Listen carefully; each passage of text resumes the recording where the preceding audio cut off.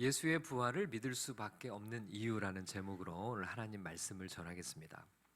여러분, 오늘날 전 세계에서 가장 많은 박해를 받고 있는 종교가 어떤 종교일까요? 이슬람교일까요? 아니면 불교일까요? 힌두교일까요? 가장 박해를 심하게 지금도 받고 있는 종교가 바로 기독교입니다. 영국 외무부에 보고된 어느 중간 보고서에 따르면 전 세계에서 신앙으로 인해 박해받는 인구의 80%가 기독교인이라고 그렇게 보고하고 있어요. 오픈도어 선교회 홈페이지에 보면 기독교 박해 상황이 계속 수시로 소개가 되고 있는데요. 기독교 박해 국가가 73개 국가이고요. 박해를 경험하는 기독교인이 약 8억 명에 이릅니다.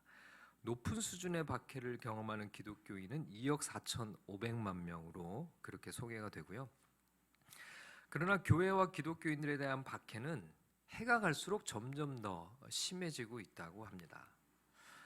10년 전에 1억 명이었던 높은 수준의 박해를 경험하던 기독교인의 숫자가 이제 2억 명을 넘어선 지 오래 전이라고 그렇게 오픈도어 선교회는 소개하거든요.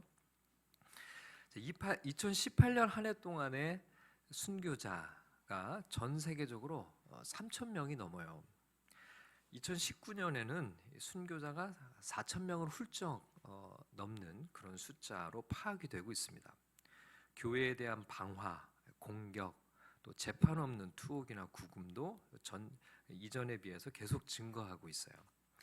2019년 4월에는 스리랑카에서 연쇄 폭탄 테러가 발생을 했는데요. 교회의 폭탄 테러가 계속 일어났어요. 부활절 예배를 드리던 많은 그리스도인들이 목숨을 잃기도 했습니다.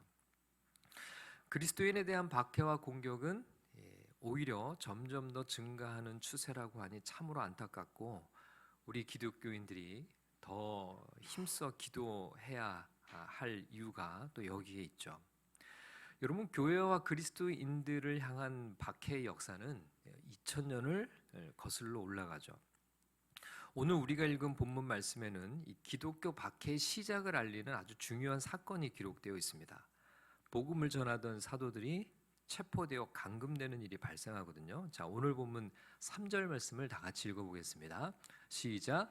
그들을 잡음에 날이 이미 저물었으므로 이튿날까지 가두었으나. 자, 제자들이 처음으로 복음을 전하다가 체포되고 갇히게 되었어요. 여러분, 이때를 시작으로 해서 초대교회는 많은 환난과 박해를 당하게 되지만, 교회는 그 환난과 박해 가운데서 점점 더 확장되고 성장해 갑니다. 여러분, 이 박해 기사는 우리에게 아주 중요한 의미를 가져다 주는데요. 특별히 예수의 부활에 관한 아주 중요한 증거들을 우리에게 제시해 주기 때문에 그렇습니다. 오늘은 예수의 부활 증거라는 것에 초점을 맞춰서 말씀을 함께 살펴보고자 합니다. 말씀의 큰 은혜가 우리 모두에게 임하시기를 주님의 이름으로 축원합니다. 여러분, 오늘 말씀 속에서 발견할 수 있는 예수의 부활 증거 첫 번째는 사도들이 처음에 전했던 그 메시지의 내용입니다. 여러분, 오늘날 예수의 부활을 믿지 않는 사람들은 예수의 부활이 실제로 일어난 사건이 아니라 한참 지난, 시간이 지난 후에 만들어진 그런 신화 같은 이야기라는 주장을 해요. 후대에 교회가 지어낸 이야기라는 겁니다. 그럼 과연 그럴까요? 자, 1절과 2절의 말씀을 같이 읽어보겠습니다. 시작.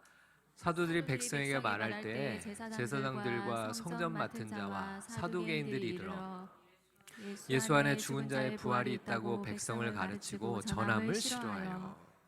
여러분, 오늘 말씀은 사도행전 3장에 나면서 못 걷던 사람이 고침을 받는 사건의 그 사건이 배경이죠.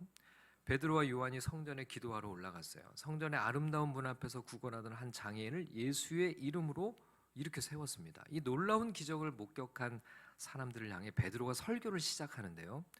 그 설교가 채 끝나기도 전에 제사장들과 성전 경비대장과 사두개파 사람들이 몰려왔어요.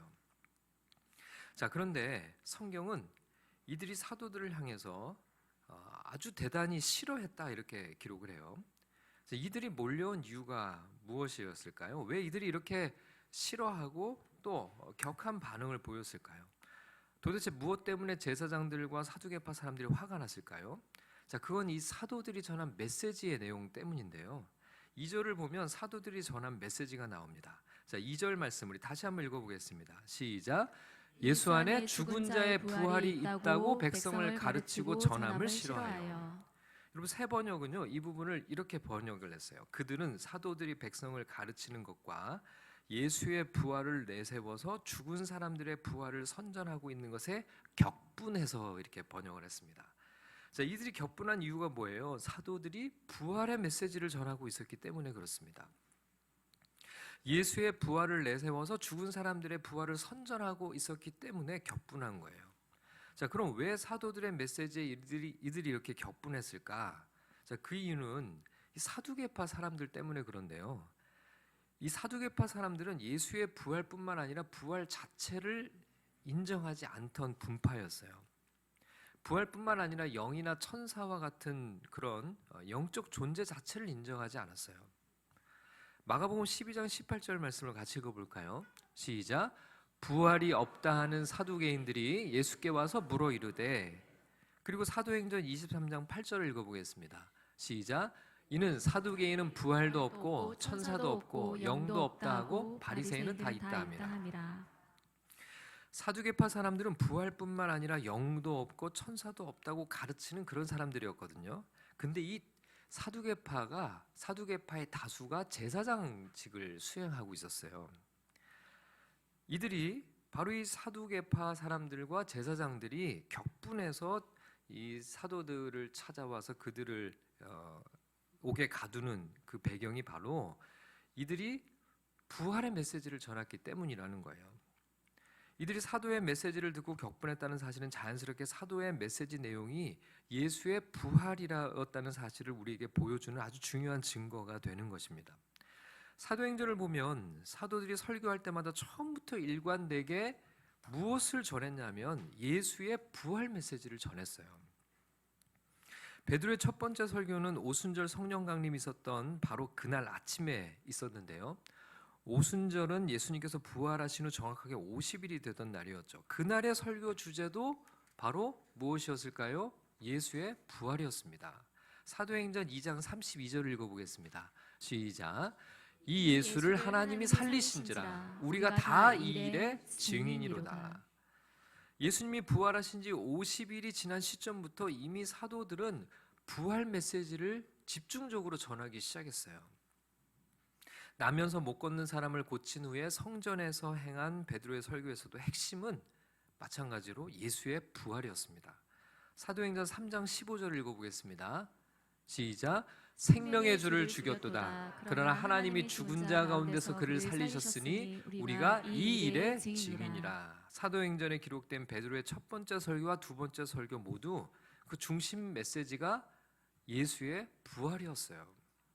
너희가 죽인 예수를 하나님께서 다시 살리셨고 그래서 그가 그리스도라는 것입니다. 그리고 사도들은 우리가 이 일의 증인이라고 선포했어요. 처음부터 예수의 부활이 이 사도들의 중심 메시지였습니다. 사도들이 예수의 부활을 증거했기 때문에 또 유대 종교 지도자들로부터 박해도 받게 되었던 것이죠. 이것이 바로 우리가 부활을 믿지 않을 수 없는 아주 중요한 이유가 되는 것이죠. 자, 오늘 말씀 속에서 발견하는 예수의 부활 증거 두 번째는 수많은 사람들이 사도들이 전한 예수의 부활 메시지를 듣고 예수를 그리스도로 믿고 받아들이게 되었다는 사실이에요. 여러분, 이 부분도 우리가 대단히 중요하게 여겨봐야 할 대목입니다. 여러분, 아무리 사도들이 예수의 부활을 증거하고 다닌다고 하더라도 그 이야기를 듣는 사람들이 다 무시해버렸다면 유대 종교 당국이 사도들을 박해할 이유가 없었어요. 그런데 실제로는 그렇지가 않았어요. 사도들은 부활을 메시지로 전했고 예수의 부활을 메시지로 전했고 그것의 영향이 상당히 번지는 것을 종교 지도자들이 위기의식을 가지면서 보게 된 거죠. 자, 오늘 본문 4절 말씀을 같이 읽어보겠습니다. 시작. 말씀을 들은 사람 중에 믿는 자가 많으니 남자의 수가 약 5천이나 되었더라. 여러분, 성경은 사도들의 말을 들은 사람들 가운데 믿는 사람이 많았다는 거예요. 지금 본문에는 남자 어른만 약 5천 명이었다고 기록하죠. 자, 오순절 날은 어떻을까요? 사도행전 2장 41절입니다. 시작. 그 말을 받은 사람들은 세례를 받음에 이날에 신도의 수가 3천이나 더하더라. 여러분, 왜 이렇게 사람들이 부활의 메시지를 듣고 이런 반응을 보였냐는 거예요. 예수의 부활이 실제로 없었다면 사람들이 이렇게 반응을 보였을까요? 베드로 사도가 여러분이 죽인 그 예수를 하나님이 살렸습니다라고 설교했을 때 사람들이 부활에 대해서 전혀 믿을 수 없다면, 그 당시에 사람들이 받아들일 수 없었다면 이렇게 얘기했겠죠. 무슨 헛소리야. 예수 죽었잖아. 예수 지금 죽어서 무덤에 있는데 저 사람들 지금 무슨 얘기를 하는 거야? 이렇게 반응을 해야 맞는 거죠. 근데 예수의 부활을 전파할 때 사람들은 아무도 이렇게 반응하지를 못해요. 오히려 정반대입니다. 사도행전 2장 36절과 37절을 읽어보겠습니다. 시작. 그런즉 이스라엘 온 집은 확실히 알지니 너희가 십자가에 못 박은 이 예수를 하나님이 주와 그리스도가 되게 하셨느니라 하니라. 그들이 이 말을 듣고 마음에 찔려 베드로와 다른 사도들에게 물어 이르되 형제들아 우리가 어찌할꼬 하거늘. 사도들이 예수의 부활을 전파하기 이전부터 이미 일반 대중들 사이에서 예수가 부활했다는 소문이 파다하게 퍼져 있었다는 것을 보여주죠. 그리고 어느 누구도 예수의 부활 자체를 반박하지 않아요. 하나님께서 십자가에 달린 예수를 다시 살리셔서 주님과 그리스도가 되게 하셨다는 말에 그들의 반응은 뭐예요? 그럼 우리는 어떻게 해야 됩니까? 이런 반응을 보였어요. 당시에 많은 사람들이 예수의 부활을 사실로 받아들이고 있었다는 아주 중요한 사실은 이 부활이 후대에 꾸며낸 이야기일 수 없다는 아주 중요한 증거가 되는 거죠. 그리고 이렇게 많은 사람들이 예수를 믿는 일이 없었다면 사실 초기 기독교에 박해도 일어날 일이 없었어요. 박해가 있었던 것은 초기 기독교회가 상당히 위협적으로 보였기 때문에 그렇습니다. 자, 사도행전 5장 17절과 18절을 읽어보겠습니다. 시작. 대제사장과 그와 함께 있는 사람, 즉 사두개인의 당파가 다 마음에 시기가 가득하여 일어나서 사도들을 잡아다가 옥에 가두더니. 당시의 유대교 지도자들은 부활을 인정하지 않았던 사두개파 사람들이 주류를 이루고 있었다고 했어요. 예수의 부활을 믿는 사람들이 그들이 볼 때 점점 늘어나니까 시기심에 가득 차서 사도들을 감옥에 가두게 되었다는 그런 말씀인 거죠. 예수의 십자가 죽음을 직접 목격했던 그 당시 유대인들이 예수의 부활을 믿고 신자가 되었다는 사실보다 이 부활에 대한 더 확실한 증거가 어디 있겠어요? 더군다나 수천 명의 사람들이 말입니다. 교회가 세워지고 기독교가 확산되는 초기 역사부터 예수의 부활은 부인할 수 없는 사실이었음이 틀림없는 거죠.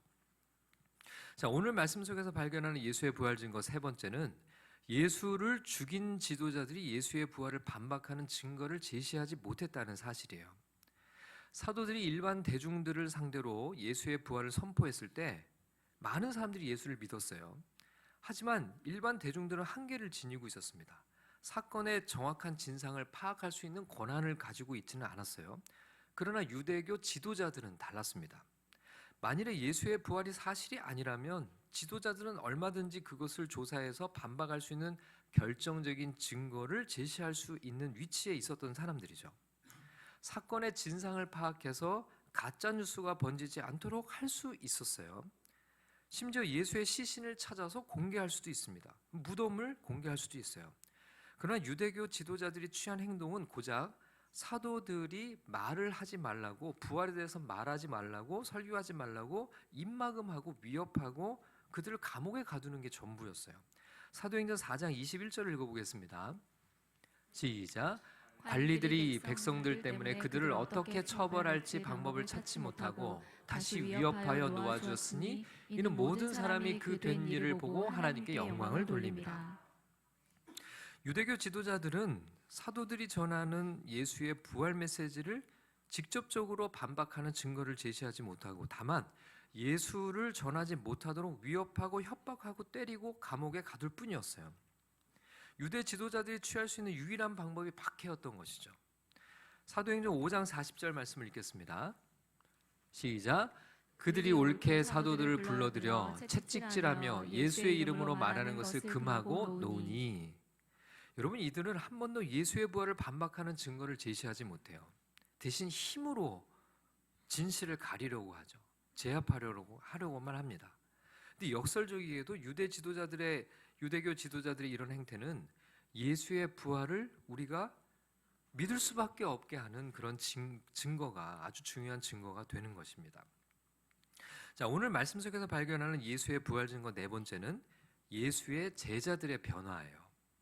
여러분, 어찌 보면 예수의 부활을 증거하는 가장 강력한 증거가 이것이 아닐까 싶습니다. 여러분, 베드로와 요한이 예수의 부활을 설교하다가 감옥에 갇혀요. 3절 말씀입니다. 시작. 그들을 잡음에 날이 이미 저물었으므로 이튿날까지 가두었으나. 여러분, 이들이 어떤 사람들이었어요? 베드로와 요한, 이런 사람들이 어떤 사람들이었습니까?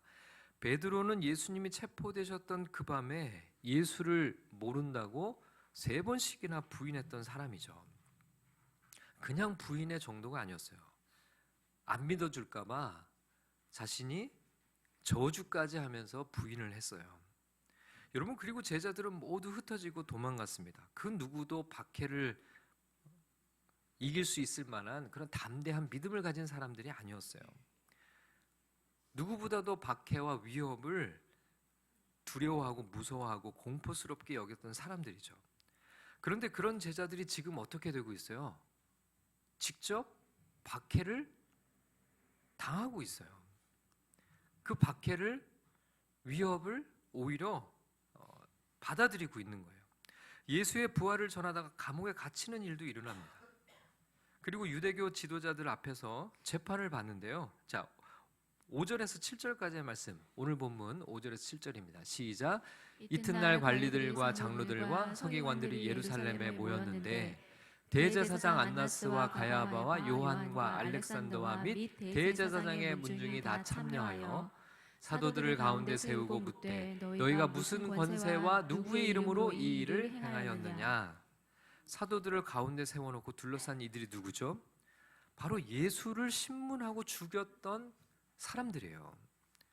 그러니까 지금 이 사도들을 세워놓고 신문하는 사람들은 심지어 예수를 죽였기 때문에 죽일 수 있는 권한을 가지고 있었던 사람들이기 때문에 얼마든지 베드로와 사도들을 또한 그렇게 죽일 수 있는 힘과 권세를 가지고 있는 사람들입니다. 사람들이 이런 사실들을 잘 몰랐을까요? 당연히 잘 알죠. 불과 얼마 전에 자신의 스승 예수가 이 권세를 가진 사람들 앞에서 신문을 당하다가 처형당한 일을 생생하게 목격했던 사람들 아닙니까? 그리고 자신들도 예수처럼 혹시라도 죽을까 봐 벌벌 떨면서 도망쳤던 그 사람들 아니에요? 근데 그 사람들이 지금 예수를 신문했던 그 권세자들 앞에 서 있는 거예요. 그런데 지금의 사도들은 불과 얼마 전에 그 사도들과 전혀 다른 모습으로 서 있어요. 여러분, 8절에서 10절까지를 읽어보겠습니다. 시작. 이에 베드로가 성령이 충만하여 이르되 백성의 관리들과 장로들아, 만일 병자에게 행한 착한 일에 대하여 이 사람이 어떻게 구원을 받았느냐고 오늘 우리에게 질문한다면 너희가 모든 이스라엘 백성들은 알라. 너희가 십자가에 못 박고 하나님이 죽은 자 가운데서 살리신 나사렛 예수 그리스도의 이름으로 이 사람이 건강하게 되려 너희 앞에 섰느니라. 여러분, 사도들의 변화가 놀랍지 않습니까? 예수를 죽인 유대교 지도자들 앞에서 너무나 담대하게 선포하고 있어요. 너희가 죽인 예수, 그 예수가 지금 다시 살아나서 부활의 메시지를 전하면서 지금 놀라운 이 일을 지금도 행하고 계신다. 너희가 죽인 예수를 하나님이 살리셨다. 나면서 못 걷던 이 사람을 일으킨 이가 누구냐? 바로 그 예수다.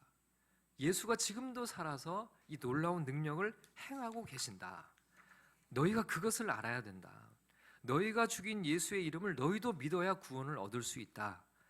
예수를 죽인 유대교 지도자들에게 사도들이 놀랍게도 지금 복음을 전하고 있어요. 여러분, 이것이 얼마나 놀라운 변화인가요? 무엇으로 이 제자들의 변화를 설명할 수 있을까요? 겟세마네에서 뿔뿔이 흩어지고 도망갔던 제자들, 예수를 모른다고 저주까지 퍼부으며 부인하던 베드로, 고향으로 돌아가 다시금 고기를 잡던 제자들, 무엇이 이들을 이렇게 변화시켜 놓은 것입니까? 예수의 부활이죠. 부활의 주님을 만나지 않고서야 이들의 변화를 무엇으로 설명할 수 있습니까? 박해가 두려워 예수를 버리고 도망갔던 제자들이 이제는 박해를 자초하고 있어요. 너희가 아무리 나에게 위협을 가하고 또 내 목숨을 위협한다고 하더라도 나는 이 복음, 예수의 부활을 절하지 않을 수 없다는 거예요. 여러분, 이런 사도들의 변화는 예수의 부활이 아니고서는 설명이 불가능한 것이죠. 여러분, 사도행전 5장 40절에서 42절 말씀을 같이 읽어보겠습니다. 시작. 그들이 옳게 사도들을 불러들여 채찍질하며 예수의 이름으로 말하는 것을 금하고 놓으니 사도들은 그 이름을 위하여 능력받는 일에 합당한 자로 여기심을 기뻐하면서 공회 앞을 떠나니라. 그들이 날마다 성전에 있든지 집에 있든지 예수는 그리스도라고 가르치기를 전도하기를 그치지 아니하니라. 아멘. 여러분, 박해를 두려워하던 자들이 이제는요, 박해당하는 것을 기뻐하는 자들로 바뀌었어요. 매맞고 감옥에 갇힐 수 있는 자격을 얻게 된 것이 오히려 기쁘다는 거예요. 여러분, 이들의 변화 무엇입니까? 무엇 때문에 이들이 이렇게 변했어요? 바로 예수의 부활이었어요. 부활의 주님을 만났기 때문이죠. 여러분, 오늘도 전 세계에서 수많은 사람들이 박해를 받고 순교하고 있다고 그랬어요. 전 세계 곳곳에서 수많은 이들이 오늘도 목숨을 내놓으면서 끝까지 믿음을 지키며 그들이 살아갈 수 있는 이유는 무엇입니까? 그들도 부활의 주님을 만났기 때문이죠. 이 끔찍한 박해 속에서 교회는 성장했고 그리스도인들은 날로 증거해 왔던 것입니다. 예수의 부활이 없다면 그 무엇으로도 설명할 수 없는 것이죠. 여러분, 예수님은 분명합니다. 죽은 자 가운데서 살아나셔서 지금도 살아 역사하고 계시고 다시 오실 것입니다. 그 주님을 우리가 믿음으로 바라보며 우리도 오늘 부활의 주님을 증거하며 살아가는 그런 제자들의 삶이 다 되시기를 주님의 이름으로 축원합니다.